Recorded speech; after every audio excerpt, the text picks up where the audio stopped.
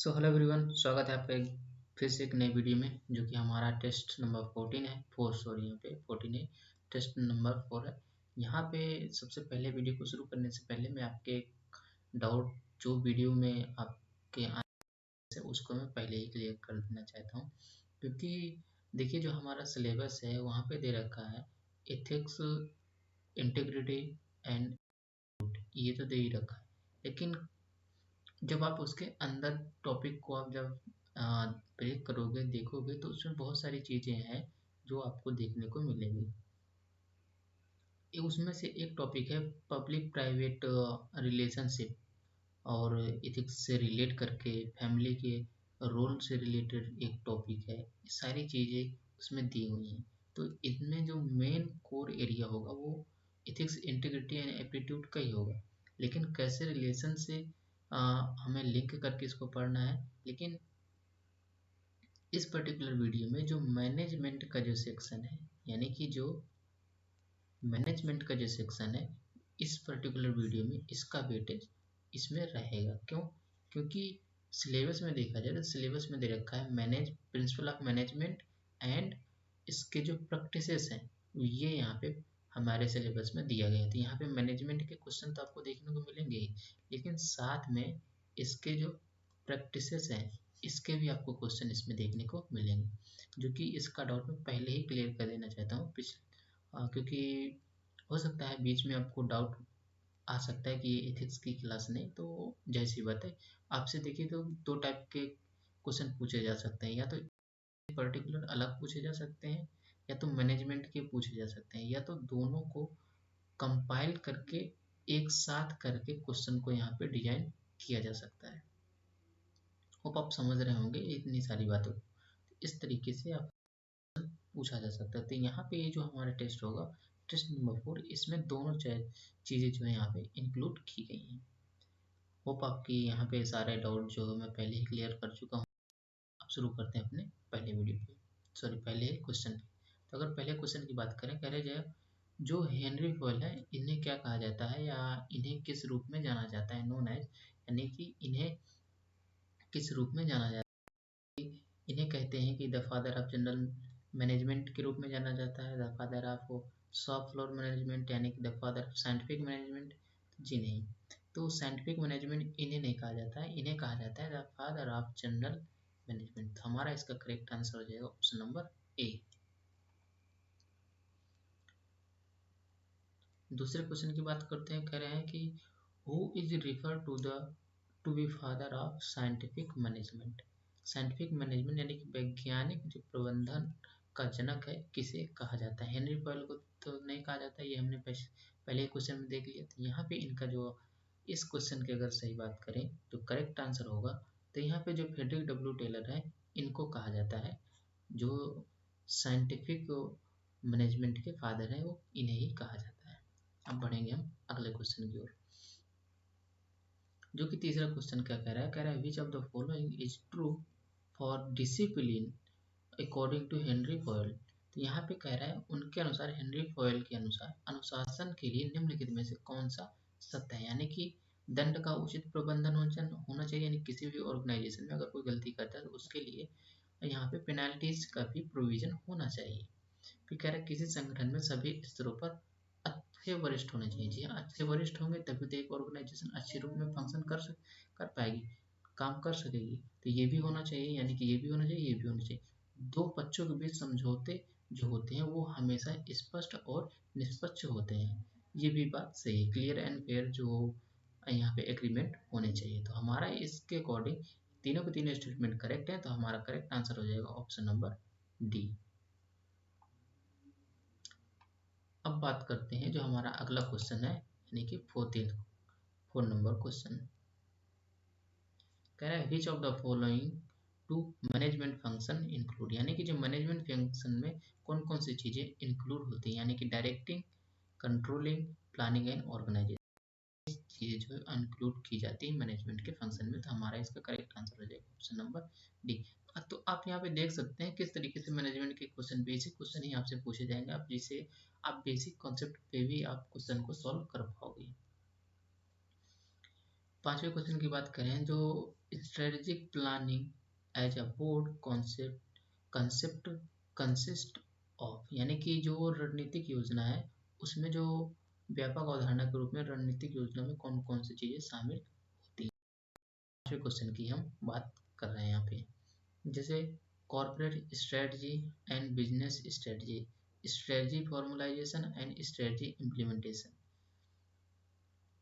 Input and output, environmental analysis and internal analysis, ये सारी चीज़ें की जाती हैं। लेकिन यहाँ पे कह रहा है स्ट्रेटजिक, बिजनेस स्ट्रेटजिक में, यानी कि बिजनेस स्ट्रेटजी में, तो इसका हमारा करेक्ट आंसर हो जाएगा ऑप्शन नंबर बी, यानी कि स्ट्रेटजी फॉर्मुलाइजेशन, पहले उसको बनाया जाएगा फिर उसको उसी स्ट्रेटजी को इम्प्लीमेंट किया जाएगा, तो हमारा करेक्ट आंसर होगा ऑप्शन नंबर बी।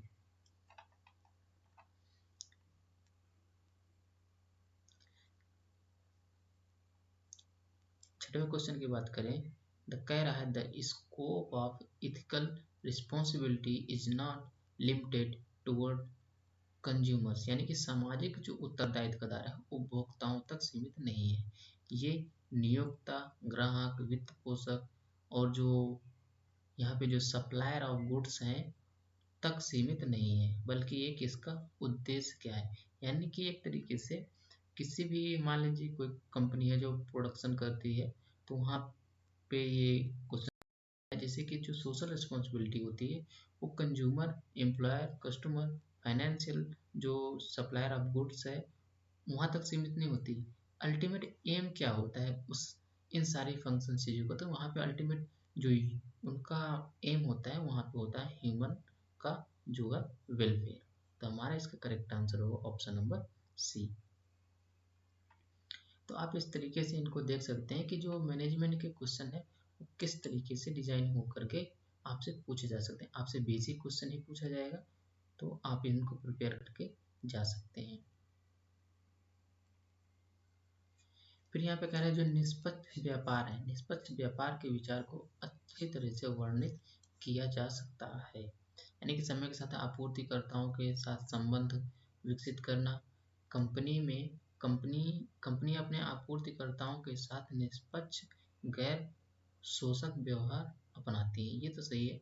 कंपनियां अपने ग्राहकों के साथ निष्पक्ष शोषण रहित व्यवहार करती हैं।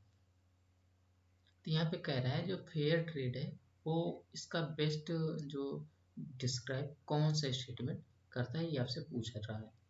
तो यहाँ पे फेयर ट्रेड जो होती है इसका सबसे अगर बेस्ट जो यहाँ पे जो डिस्क्राइब कर रहा है तो वो यहाँ पे कर रहा है option number B, because of, क्यों, क्योंकि ये क्या होते हैं जो जो ऑपरेटिंग फेयर नॉन जो exploitative practice with their supplier, तो ये यहाँ पे ज़्यादातर फिट बैठ रहा है, यानी कि कंपनी अपने आपूर्तिकर्ताओं के साथ साथ जो निष्पक्ष और गैर शोषक व्यवहार को अपनाती हैं।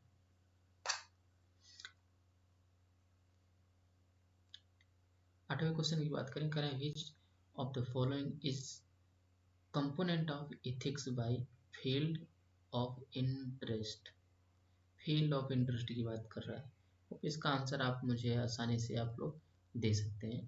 तो जैसे कि यहाँ पे डिस्क्रिप्टिव एथिक्स भी होनी चाहिए, नॉर्मेटिव एथिक्स होनी चाहिए, मेटा एथिक्स भी होनी चाहिए, तो यहाँ पे इसका करेक्ट आंसर ऑब्वियसली हो जाएगा option number D. Ethical code की बात कर रहे हैं, इथिकल कोड की बात कर रहे हैं यहाँ पे, तो इथिकल कोड क्या है इसका आंसर आप मुझे कमेंट बॉक्स में देंगे, क्योंकि इथिकल कोड पे बेसिस पे हमने पिछले वीडियो में काफ़ी सारी चीज़ें डिस्कस करी हैं, पिछली हमने 3 क्लासेस कवर कर ली हैं, उसमें से अगर आपने अच्छे से देखा होगा तो इसका आंसर आप ज़रूर दे पाएंगे। इसका आंसर आपको कमेंट बॉक्स में देना है। बढ़ेंगे अगले 10वें क्वेश्चन की ओर।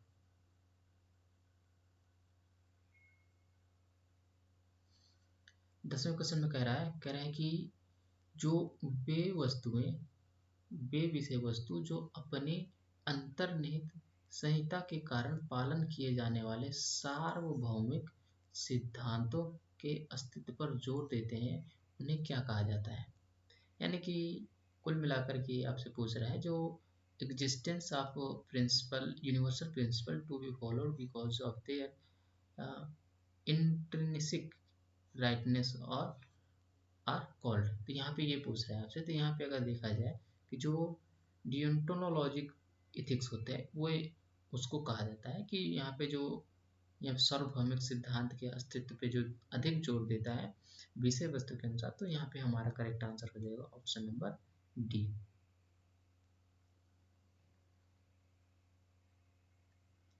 क्वेश्चन नंबर 11 की बात करते हैं। कह रहे हैं विच of the following power of director can not be exercise without consent of share holder in general meeting. यानी कि जनरल मीटिंग में जो भी डायरेक्टर का जो पावर होता है वो एक्सरसाइज नहीं करता है जनरल मीटिंग में। तो इसमें से ये 4 ऑप्शन दे रखे हैं, इनमें से आपको बताना है कौन सा करेक्ट है। यानी कि जो पावर जो होती है जनरल डायरेक्टर की, power of borrow money exceeding the aggregate of the paid up capital of the company and its free reserves। तो हमारा जो करेक्ट आंसर की बात करें और भी ऑप्शन देखते हैं। पावर टू मेक कॉल, ये तो ऑलरेडी एक्सरसाइज करते हैं। पावर टू मेक लोन्स, ये भी एक्सरसाइज करते हैं। पावर टू बाय बैक, ये भी एक्सरसाइज करते हैं। लेकिन ये एक्सरसाइज नहीं करते हैं। तो हमारा करेक्ट आंसर हो जाएगा ऑप्शन नंबर ए, क्योंकि हमसे पूछ नॉट बी एक्सरसाइज। तो ऑब्वियसली हमारा करेक्ट आंसर हो जाएगा 11 का ऑप्शन नंबर ए।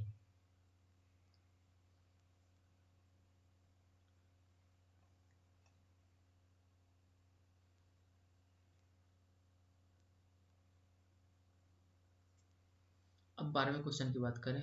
कह रहा है which statement are true in today era. कह रहा है आज के युग में कौन सा कथन सत्य है। ह्यूमन वेलफेयर इज सेक्रीफाइस्ड होती है, consumer are bypassed, the environment has pollution, यानी कि इन्वायरमेंट में पोल्यूशन है। तो इसकी बातें कर रहा है। तो यानी कि हमारा करेक्ट आंसर होगा ऑप्शन नंबर डी। अब इसको आसानी से भी कर सकते थे।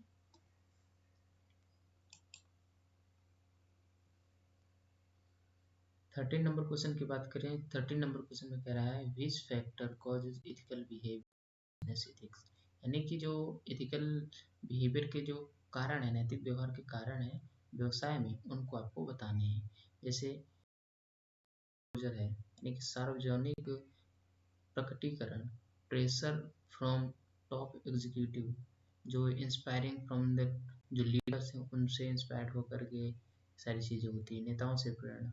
तो यहाँ पे हमारा करेक्ट आंसर होगा ऑप्शन नंबर डी, क्योंकि एथिकल बिहेवियर के रीजन की बात कर रहा है ना। तो यहाँ पे सारी चीज़ें ही मैटर करती। तो हमारा करेक्ट आंसर होगा option number D. Again 14 number question की बात करें। Karma yoga is good pathway for, यानी कि कर्म योग, कर्म योग किस के लिए एक अच्छा मार्ग है। इसका आंसर आप मुझे कमेंट बॉक्स में देंगे। थोड़ा मेहनत इतनी कर रहे हैं तो आप भी थोड़ी मेहनत करिए, कमेंट बॉक्स में इसका आंसर दीजिए। नहीं तो वैसे तो आपको आंसर इसका पीडीएफ में मिल ही जाएगा। बात करते हैं सबसे लास्ट क्वेश्चन की। लास्ट क्वेश्चन में कह रहा है which is the code of medical council of India, यानी कि मेडिकल काउंसिल ऑफ इंडिया का कोड कौन सा है। यहाँ पे कह रहा है जनरल प्रिंसिपल, किसी भी ऑर्गेनाइजेशन के जनरल प्रिंसिपल्स होते हैं, लेकिन मेडिकल काउंसिल ऑफ इंडिया की बात हो रही है तो वहाँ पे डॉक्टर की बात भी होगी। यानी कि डॉक्टर टू डॉक्टर से रिलेशनशिप भी होता है। ड्यूटीज टुवर्ड्स ऑन पेशेंट, यानी कि जो मरीजों के प्रति जो उनके कर्तव्य, ये भी सारी चीज़ें होती हैं। यानी कि ये तीनों की तीनों चीज़ें होती हैं। तो हमारा इसका करेक्ट आंसर हो जाएगा ऑप्शन नंबर डी।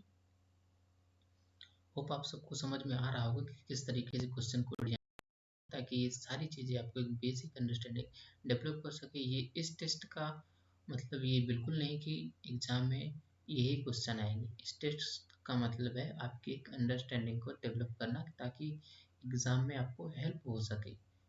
इसलिए ये टेस्ट को ऑर्गेनाइज किए गए हैं। तो ये था वीडियो का एंड। अगर आप वीडियो पे पहली बार आए